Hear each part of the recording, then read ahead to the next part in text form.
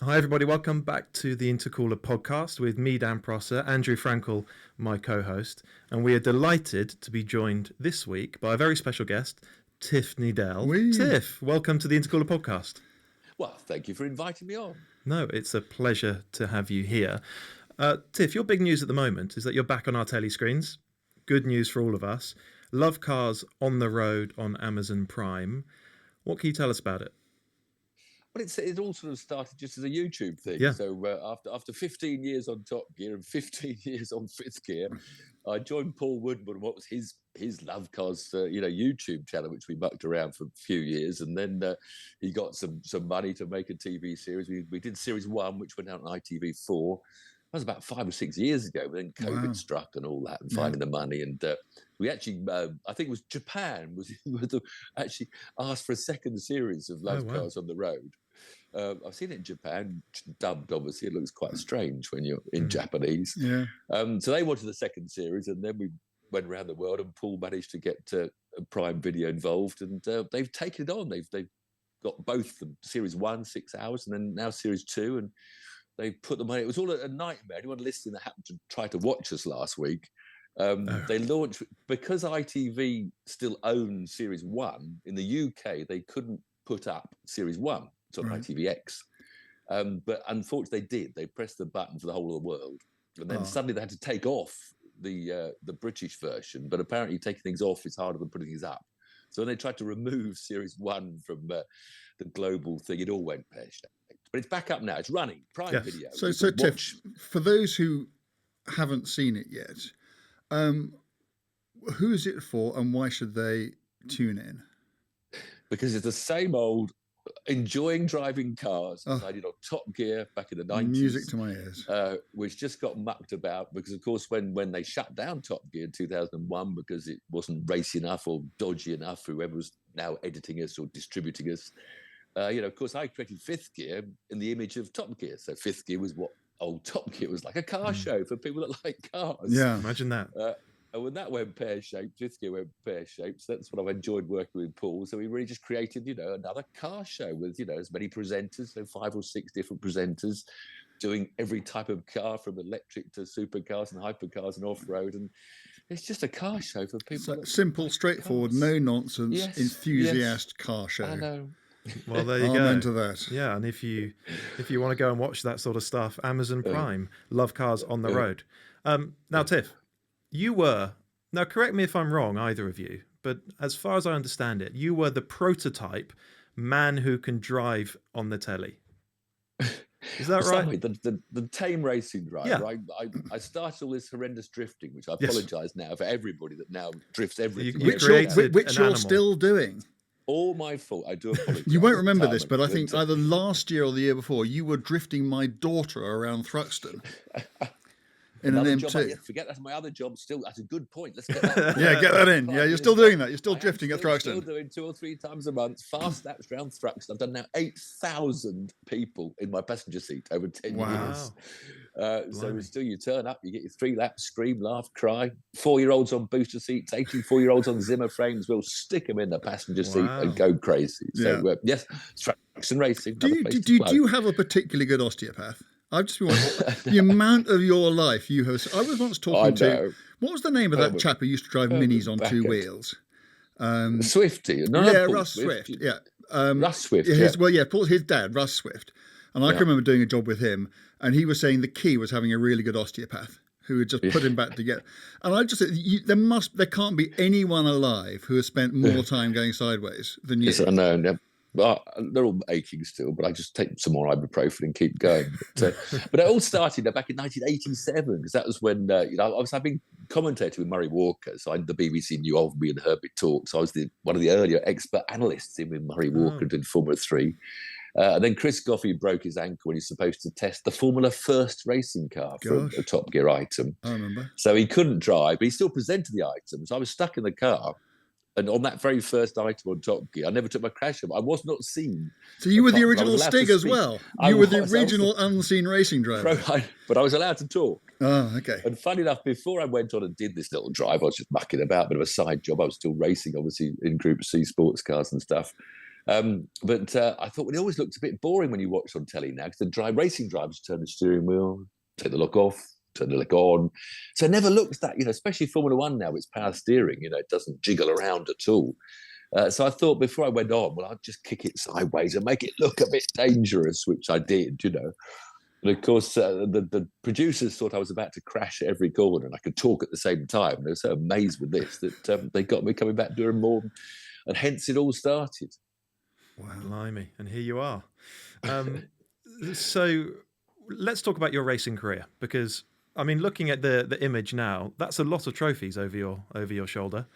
Most of those are from modern day historic racing, because they just dish them out for every place you ever get now. Yes. So everyone gets a medal, yeah. But I mean, you were earning a living by racing for a long time, weren't you? I'm so lucky. I mean, I would never have got, no way would I got even near Formula 3 nowadays. Wow. I was so lucky that just because of the lack of resources, just because of the amount of money. Lack of resources, and you can't run your own car. I mean, 70 when I won this magazine competition, I wouldn't have got even racing at all. Oh, of course, yes. I'd spent all my earnings as a cutting grass and cleaning neighbours' cars. And when I left school in the summer of '69, good record that, I borrowed Mum's Morris 1000, emptied my post office account of all the savings I'd had, and went down to the Brands Hatch Racing Drivers School and paid to race, well, not race, but drive little Formula Fords around, and dreamed if I met a millionaire, or preferably a millionairess, they'd sponsor me. Because I grew up in Weybridge, Surrey, so people assume I'm yet another kid with a silver spoon. But we were on the wrong side of the railway line, I'm afraid, in a rented flat as opposed to a St George's Hill millionaire's pad. So I was going to be a civil engineer. Went off to university, I worked as a civil engineer, and I won this Lotus 69F in the Autosport magazine competition. And then the Formula 4, because I wasn't a mechanic, but, you just did it yourself. I had a Baton transit van, the trailer, and you raced every weekend. And because the cars weren't so technical, this is why science ruined every form of motorsport, really is ruined to a true enthusiast by science, because you can't undo science. And, you could set up your Formula 4 with a camber gauge and camber angles and go win races. So the cars were so unscientific. Yeah. You were your own one-man team. You put it on for a trailer, 5 years. You'd drive the van, you'd go there, you'd race the car, you put what was left of the car at the end of it back on the van, you'd span the car, you'd set it up, you'd do everything else. Yep. I love For all 5 years, I was a civil engineer 5 days a week, mechanic in my little garage 5 nights a week. And at the weekend, I was the van driver, the racing driver, and the mechanic. And 5 years I did that, non-stop, as slowly climbing the ladder to sort of being recognised and then being voted the most promising young British driver in 1976, the Autosport Awards of today, which was the Grosvenor Awards then. And what did that get you? Was it, these days there's a test? That got me the record. That got me the Unipart Formula 3 professional drive. So that was the big break. By winning that award, and I won a championship at Brands, and I won on the Formula 4 2000 races. So I was on the case.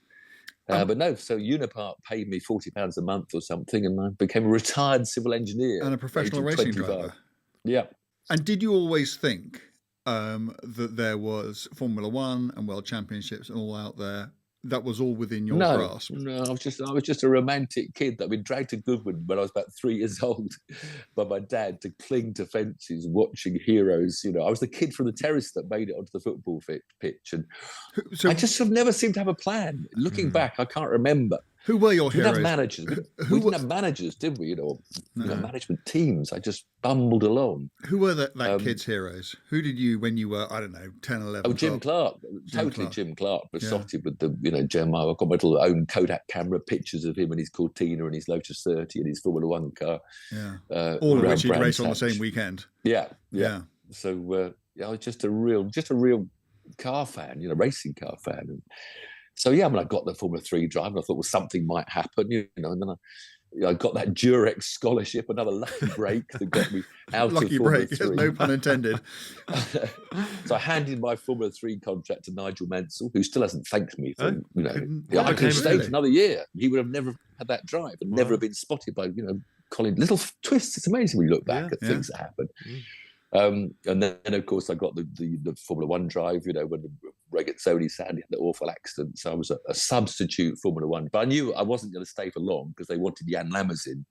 Because Jan Lammers had been a superstar at Long Beach, qualified the ATS 4th place, whereas Regazzoni in the Ensign was 23rd. And I qualified the Ensign 23rd. And the one Grand Prix I did in Zolder shared the back row of the grid with Emerson Fittipaldi. Wow. No, Tiff, no, we need to discuss this a little bit. This is Zolder, Belgian Grand Prix, 1980. Yeah. You qualified 23rd, one place ahead of Emerson Fittipaldi. You out-qualified a double world champion. Yes, he was a double world champion at this point. Fine, it's at the end of his career. But a month earlier, at Long Beach, US Grand Prix, he finished on the podium. Oh, did he? Yeah. I didn't know that. In that same Copazuca, it was called by then. Yeah. Wow. He came third. So there you go. And you say he was at the end of his career. He wasn't an old man then. He would have been in his early 30s. He would have been he was in the wrong car. But as a driver, he was in his prime. He was in his early 30s because he was the young. When he became one in the first world championship, he was the youngest person at that stage to have done it. He was 25 when he won his first in 72. So by 1980, he was 32, 33. And there you were, out qualifying him. Way to go, Tiff. Not bad. And then the engine broke. 12 laps. 12 laps. But And then, I've got to go at Monaco. But then there were 30, because these days, of course, 30 cars turned up. And only the quickest 24 got on the grid. The dreaded pre-qualifying. Monaco was only the quickest 20 made it. And in the rain, I was 19th on the Thursday first qualifying. I was 2,000th slower than some bloke called Alain Prost or something. I was in the Monaco Overrated. Grand Prix. Then it dried out in the Saturday. So just give us 1 minute on driving a Formula One car as fast as you possibly can in the wet around Monaco. Just the greatest memory I have. I didn't qualify in the end for the race. Doesn't matter. Just the most amazing thing. Actually, I like it. It's interesting. I learned from Monaco how brilliant Sennas are and normal Mansells are, and how I'm okay but quite good. Yeah. Because you go around Monaco and you're arriving at the next corner, and your brain is still at the previous corner. So your body's like 100 yards ahead of your brain. So you're always trying to catch up. God, there's another corner. And gradually, as I did more and more laps, the brain caught my body up. I think it was always about an inch behind me. So I was always...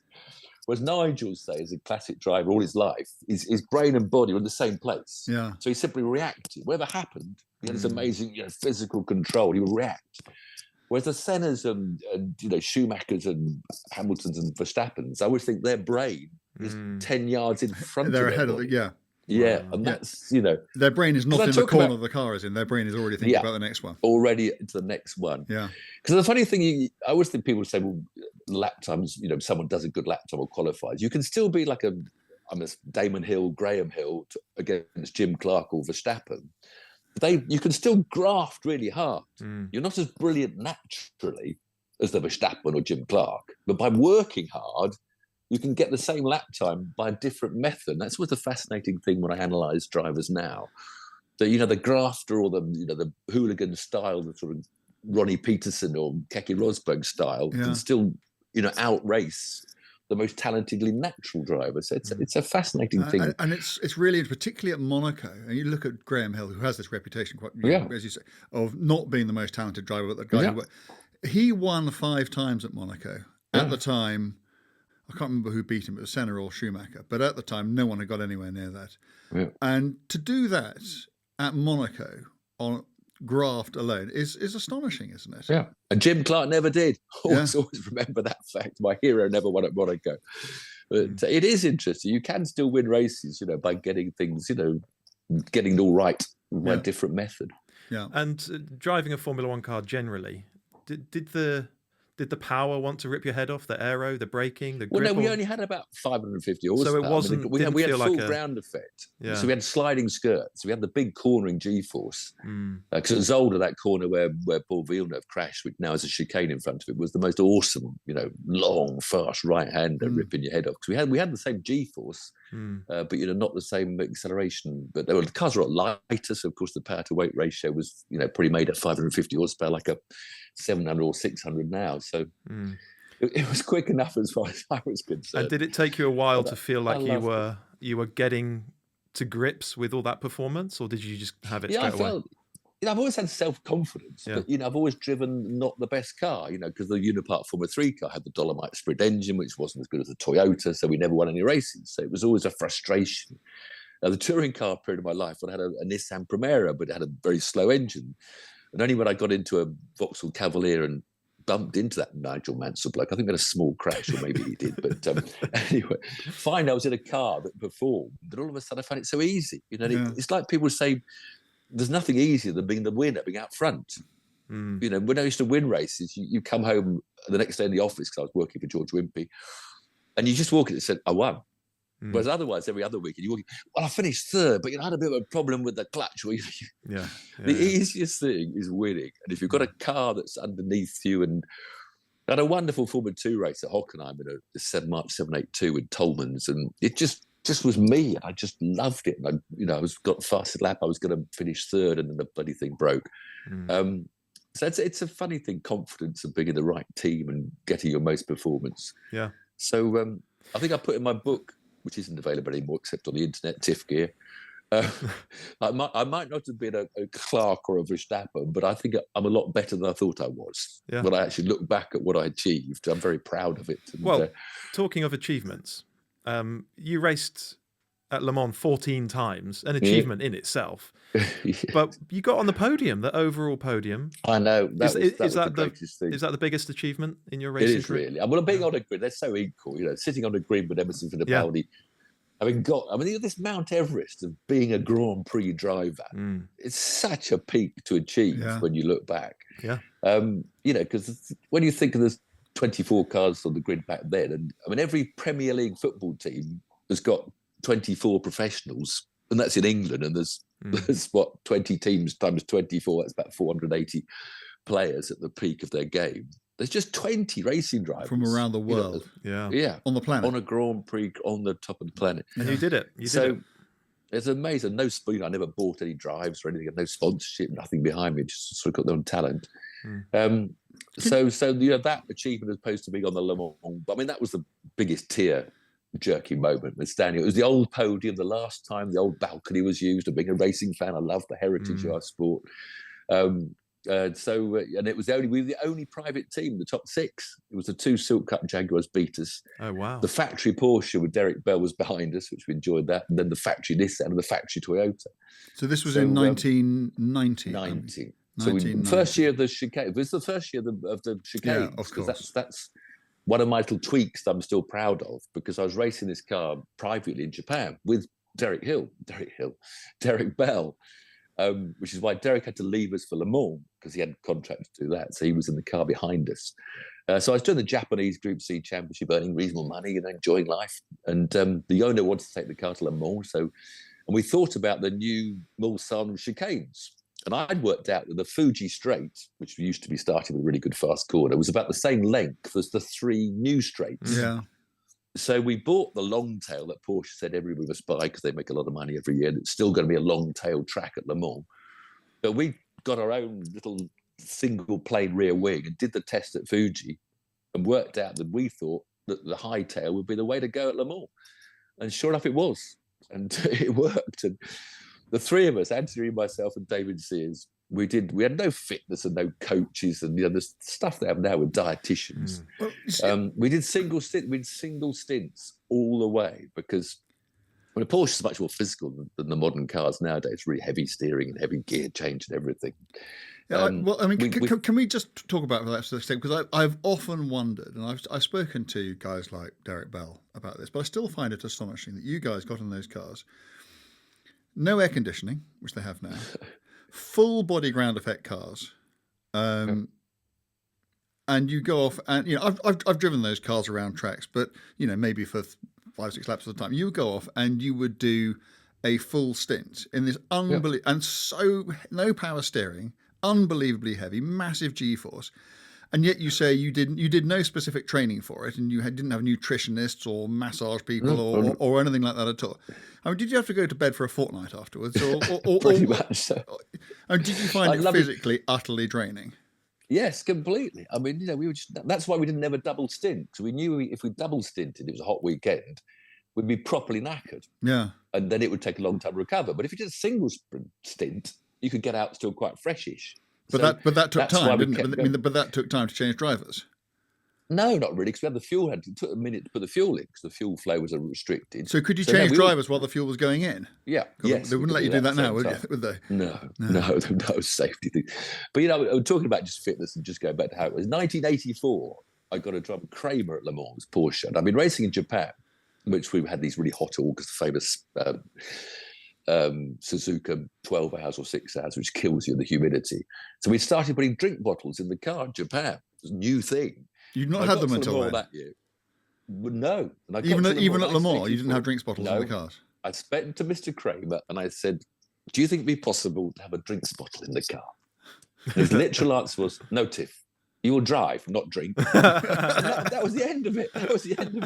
1984, suggesting a drinks bottle was a good idea. Wow. And yeah, no. That's amazing. You know, we had they didn't offer any hospitality at Kramer's. I actually did that Le Mans that year, only eating croque monsieur from a little wooden shed cafe on the edge of the paddock. That was my fitness. No Grand Marnier pancakes or anything like that. No, cups of coffee and yeah. Which do you feel more suited you? Because I mean, the life of a single seat racing driver is very different to the life of an endurance racing driver because it's just you in the car. You don't have to worry about your teammates. You don't have to, play the team. Once you're in the car, you're in the car, and it's up to you. Whereas every time you go off to do one of these very, very long races, I mean, job one is to bring the car back in the same condition in which you found it. Did you enjoy that team spirit and being part of the team and working together towards something, or would you have preferred to have spent your time, I mean, frankly, being selfish and just going it alone for yourself? It's not so. Well, I prefer the single seaters because they're made to race, and they, you've got perfect vision, and you haven't got this sort of compromise, not compromised like a touring car or a Group C or a sports car is, where you've got A-pillars and bits in the way. So it's designed to race. I prefer the single seaters, but no, I love the teamwork, and I just feel so happy that's why I sort of tweet a lot about someone like Ricciardo. Stop chasing Grand Prix racing, for God's sake, go do something different in your life.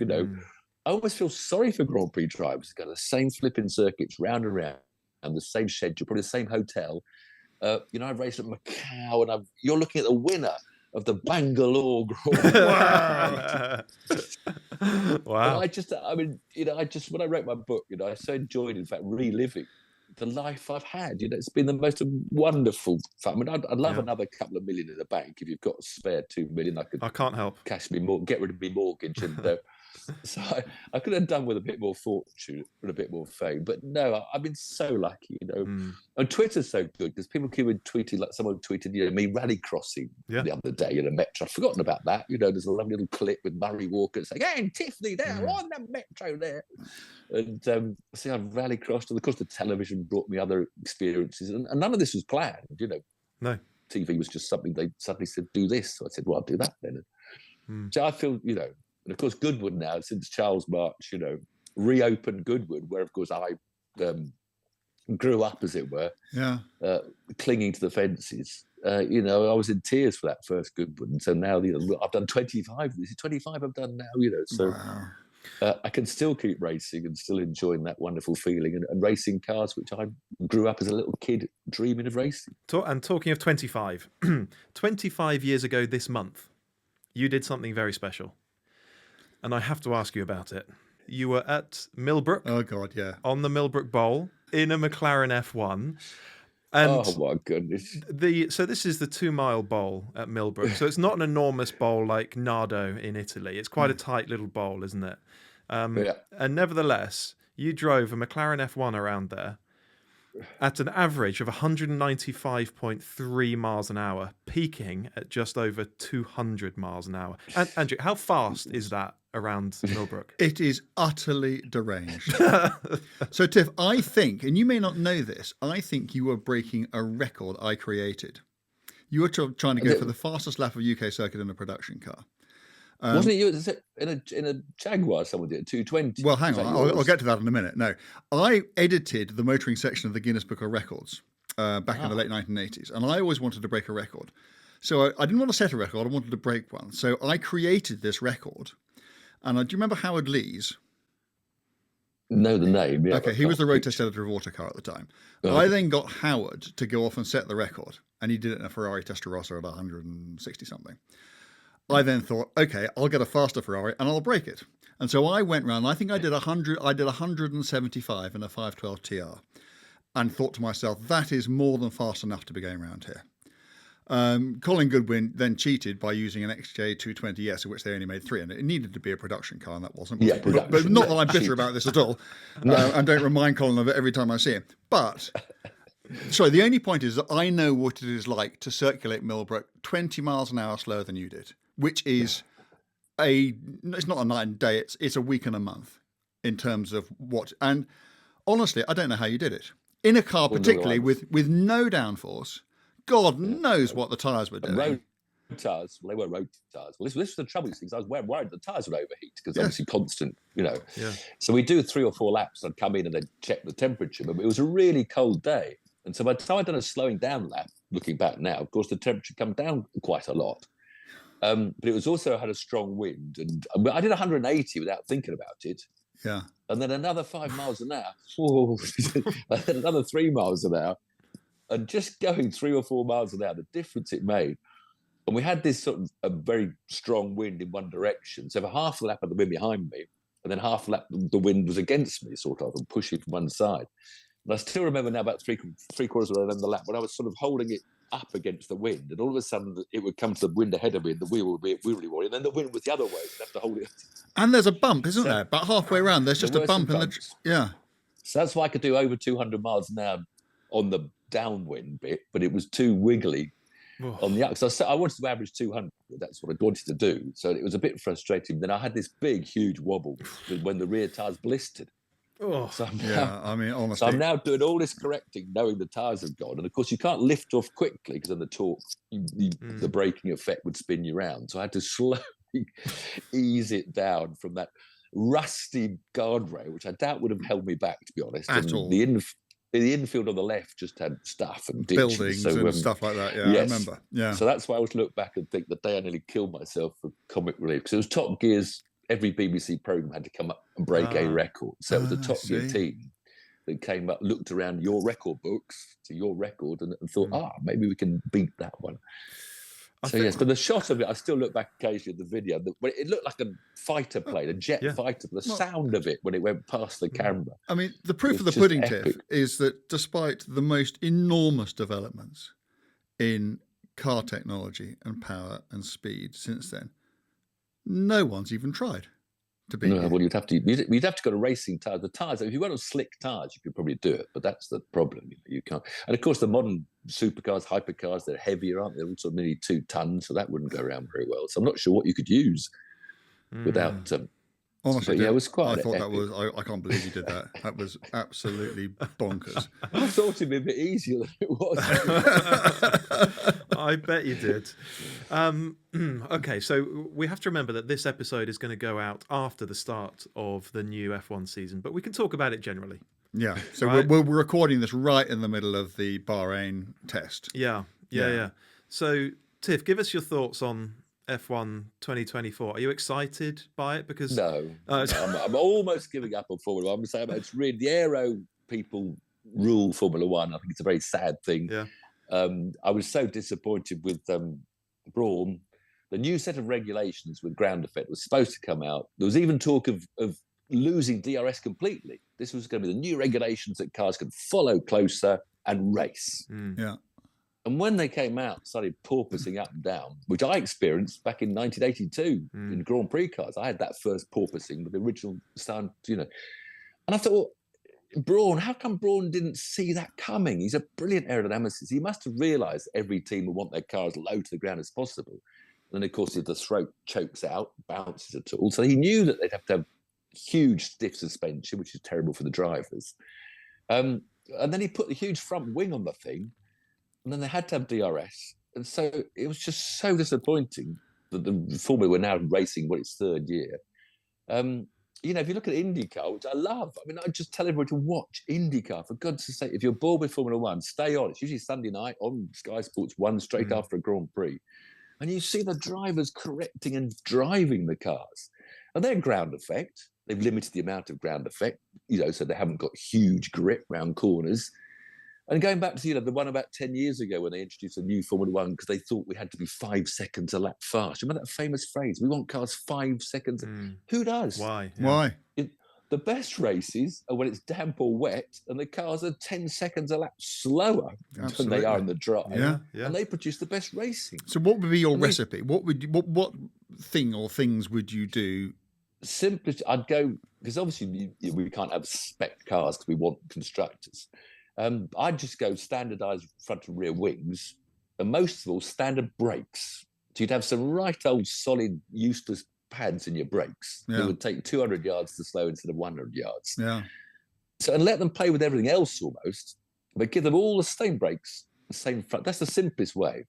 So you could follow a car through the corner onto the straight and then outbrake it at the end. And outbrake. But you look at the other thing that depresses me so much is that 2026 regulations, active aero, they're talking because they got 50% electric power, 50% fuel, they've got to get the power back, regen. And so to go fast up in a straight line, they're going to have these wings that go down as, of course, Newey didn't like the look of the regulations initially, but of course, I've thought about it. I quite like these new rules. Well, of course you do, Adrian, because they're made for you. I should imagine the next Newey car, the new regulations will be about 5 seconds a lap, because he'll come up with some most amazing devices. So what do you say to those who say Formula One is a technology formula? It allows manufacturers to showcase their technology, and unless you have these things which manufacturers can use effectively as marketing messages, you lose the big money from the sport. Would you be sorry to see them go, or do you think the sport would be healthier? No, because I think the sport would come back. I think the likes of Williams and the smaller teams and Formula 2 teams that are just racing teams, the racing teams would still come back. You look at IndyCar, there's an engine choice, otherwise all got the same cars. You still need the best aerodynamicists, the best engineers to make the best out of a spec car. Yeah. The lesser teams are 2 seconds a lap slower than the what's the names up front. Well, the names now straight off. So you still need all those engineers. And the problem is you don't need 3,000 people working in your factory back at Milton Keynes, or how many. How many is another current? What are we quoting now for a current Formula One team staff? Well, they had a little bit of a cull, didn't they? Because the cost cap. Yeah. So trouble is, people are going to lose jobs. I was sort of say, well, if you lose jobs, if you let 6 more cars in, then the people that lose the jobs in the 10 teams that are so. And that's the other thing I hate about Formula One, the way those 10 teams are just hanging on to their little clique. If you allow 3 more teams to join, well, that's sort of 300 or 400 people that could lose their job in a big team and go to a smaller team. So this argument about, you've got to keep all the jobs. I appreciate if you're working, in a Formula One team now, you don't want to lose your job, but not allowing Andretti was just almost the final kick in the teeth for Formula One, to my mind, because my year in Formula One, my 1980 year, when the 30 cars used to turn up, try to make a Grand Prix, 41 drivers had a go at being a Grand Prix. 41. At least people had a chance to have a go at a little team, tried to qualify like I did. From a driver's point of view, Tiff, do you think a typical racing driver would prefer to race something that would slide a bit, that took a bit of manhandling? I'm sure they would. That was I'm physical? Sure they'd love it. We know Grosjean. He's spouting about IndyCar, loving it. He loved going out to do IndyCar. Rallying, your sport. You see all these superstars, they get into a Mark II Escort for a rally, and they're having the time. Heaven. Yes. I can't imagine how much they're enjoying themselves. Look at them when they, how many drivers have you spoken to, professional racing drivers, on the grid at Goodwood, who will say to you, I race cars for a living, but this is what I do for fun. I race modern cars for a living, but skidding a 50, skidding a Lister around Goodwood or something like that. It's about as much fun as you can have with the steering wheel in your hands, isn't it? Absolutely. But now I would say in Jim Clark's day it was 80% driver, 10% car, and now it's 80% car, 10% driver. The drivers can't make a difference because you look at the gaps on the grids. Clark could be 2 seconds a lap quicker than a very, very good co-driver. You look at 1976, 77, wonderful grids with Brabham Alfa Romeos and Lotus, all different colours, and you look at them coming down to tires, a great photo, and the teammates are often 1 second and 1's 10th. You don't get a sort of 2 by 2 by 2 of a manufacturer because the better driver could make a second a lap difference in qualifying. And now it's just 0.2 or 0.3. And if you're 0.4 slower, you're a really out. bad driver. Yeah. So you can't see the brilliant driver like you used to be able to tell talent so much easier because they stood out by being so much quicker than someone in the same car. Now you see, I don't think Rosberg was anything like as good as Hamilton. On certain weekends, by grafting away, he could get his Mercedes the same speed as Hamilton and race with Hamilton. He shouldn't have been anywhere near him, though, should he? Shouldn't have been anywhere near him, no. What is driving heaven? You've driven everything. You've raced at everything, every surface. What's your last lap in? Yeah. Oh, I'm back to Macau in a Formula Atlantic car or something, single-seater Formula Atlantic around Macau. Yeah, that was just such a circuit. That was another. I was in a March 76B, which I'd rebuilt in Kuala Lumpur myself with a single mechanic. And the Patrese was out there in the new factory March 79B with ground effect. And I out-qualified him and overtook him a bit. So I felt very chuffed. Wow. Because I was sliding my way around with a bit of oversteer. Because ground effect killed a lot of, really ground effect was the beginning of the downfall. Yeah. Because that took away sort of oversteer and sliding through corners. Of course, cross-ply tires were killed off. So the combination of ground effect and radial tires also meant that understeer is the way to go. Slip angles you can't see. The weirdest thing now in Formula One, which they all spin the wrong way, don't they? This sort of what we'd call a tank slap when you've overcorrected. They all get a bit out of shape.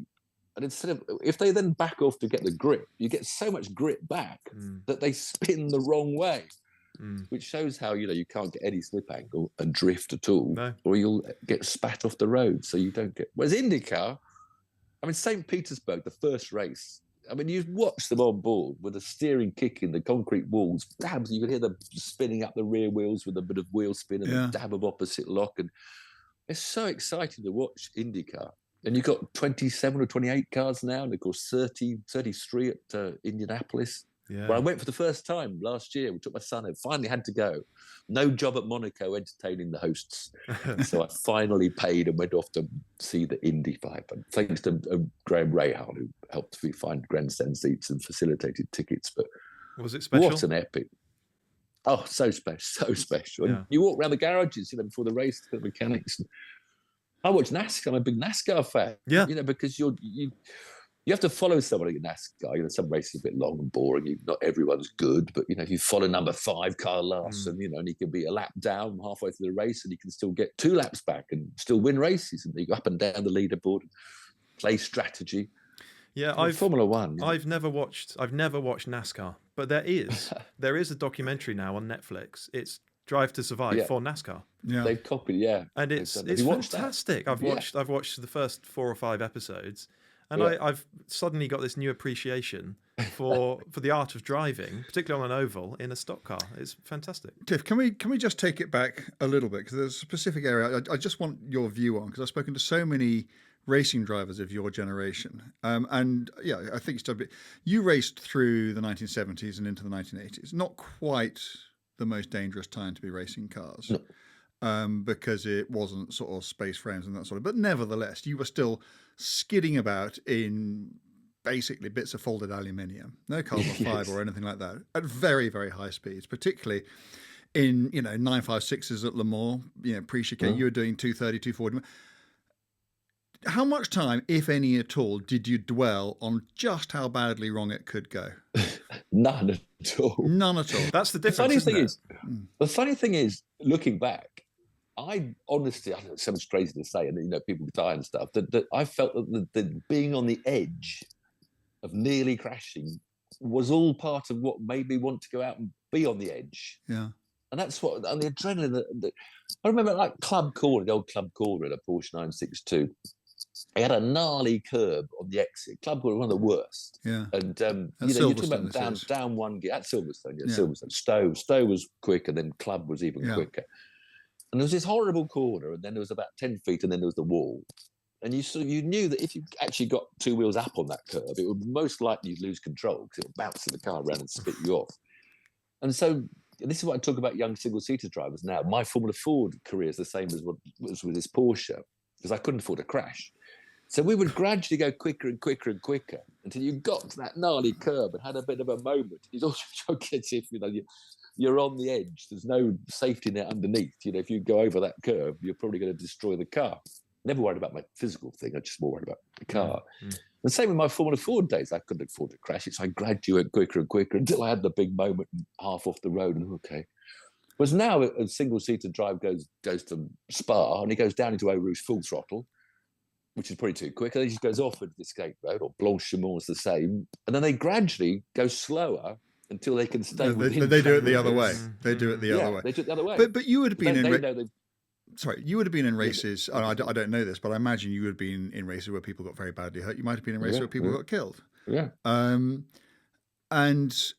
well, there are all sorts of reasons I never made it as a racing driver, but a sense of my own mortality was certainly one of the many. And you guys just didn't seem to have that. I can remember talking to Richard Atwood about this and saying, "What did you think?" And he said, "I thought that if I didn't do this and didn't get in the car, then I just thought of the queue of people who would just be lining up to take my place." And so you just got on with it. And you didn't. So do you think it was sort of part of your own sort of peace of mind and survival instinct not to think about it and to somehow think that it wasn't going to happen to you? I suppose I thought it was much safer than my hero. So I thought I was probably in a, to me, we were the safest motorsport. Whereas Brian Redman, he's quite honest, he's wonderful, wonderful, wonderful autobiography. It's a brilliant book. You know how, you go to sleep thinking I'm going to be dead tomorrow at Spa, that I'm going to die tomorrow. Oh, my God. And yet he just kept racing and because he didn't know what else to do in his life. Because he tried to retire, he went down to South Africa, but he had to come back and race again. And But the trouble is, I'd rather have been a Brian Redman and a David Hobbs than whoever was winning in Formula One at those days. They had most amazing lives. Redman and Hobbs and Dickie Atwood and So it's funny. I look back at I'd love to have done the Targa Florio and all those other amazing events. The circuit. You look at Derek Bell. He won the Formula 2 race around that incredible Montjuic down in Barcelona. Those wonderful little Brabham Formula 2 cars. Yeah. I think all the time. Even in your, I had a very honest.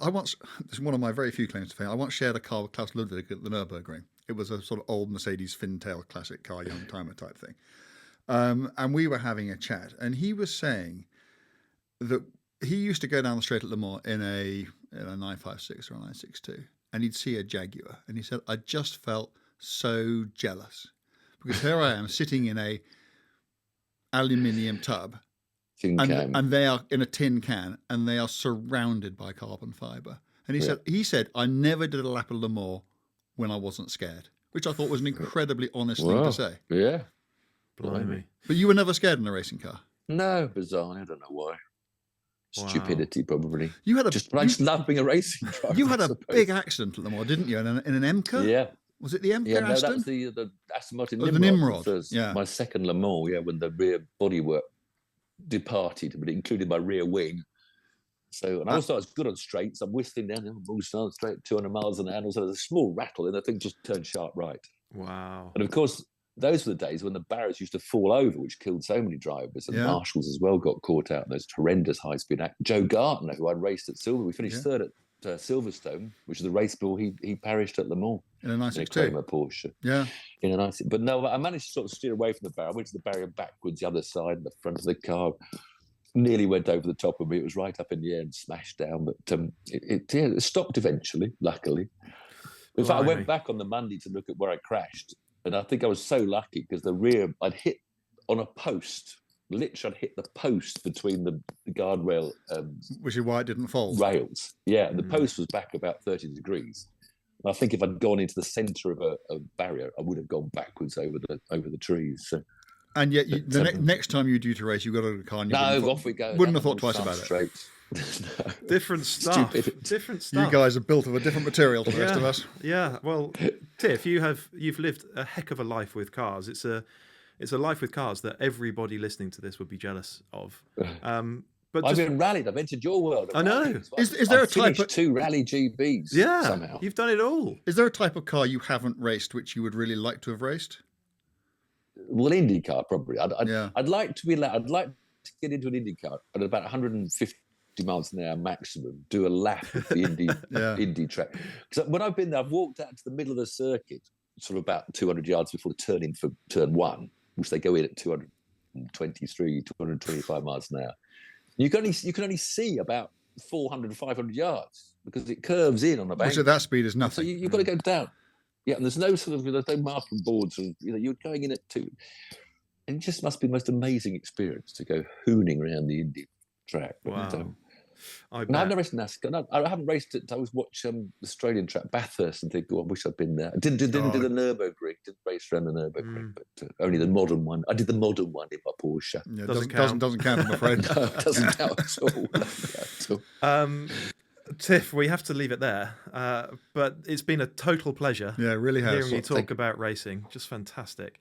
And Love Cars on the Road is on Amazon Prime now. Yeah, go check it out. Yeah, Tiff. And Thruxton, passenger Thruxton. rides. And Thruxton, yeah. Racing, If you haven't been skidded around Thruxton by Tiff, you missed something's not there in your life. Tiff, that was fantastic. So thank you for coming on. My pleasure. Cheers. And all the best, Tiff. To everybody watching or listening, many thanks for doing so. Hope you enjoyed it. Please remember just to subscribe to our YouTube channel or to the podcast if you're listening to it on a podcast app. And make sure you come back next week.